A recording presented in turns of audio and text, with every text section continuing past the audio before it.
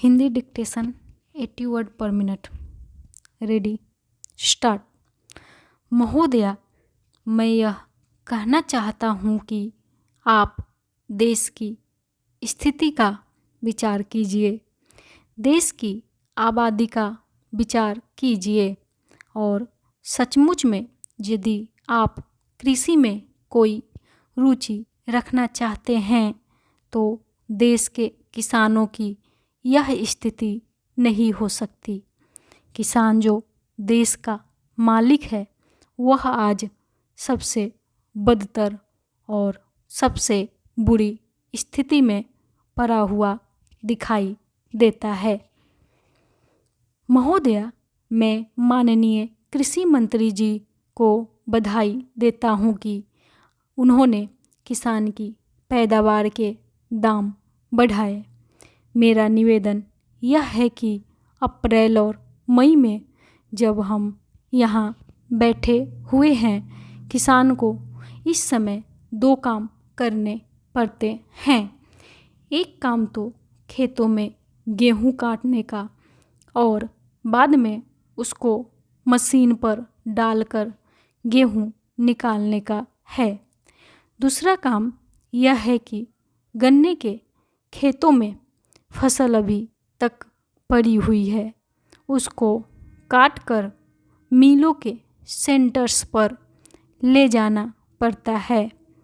गर्मी के दिनों का यह काम नहीं है, यह काम सर्दी का है।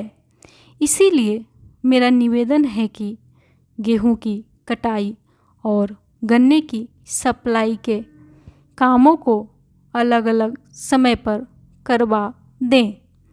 मार्च तक गन्ना खत्म हो जाना चाहिए और अप्रैल में मई में वह अपने गेहूं को उठाए और जल्दी उठाकर बारिश से बचाए।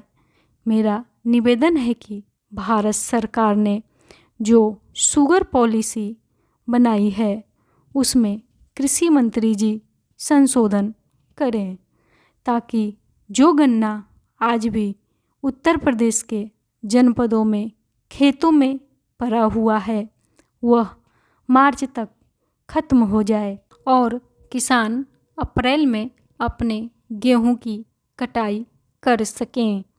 एक बात मैं और भी कहना चाहता हूँ कि यह जो कृषि मूल्य आयोग है उसमें कई वर्षों से सुन रहे हैं कि किसानों के प्रतिनिधि और एमपी लिए जाएंगे, लेकिन 6 साल से यह बात उठ रही है परंतु कभी हुआ नहीं है।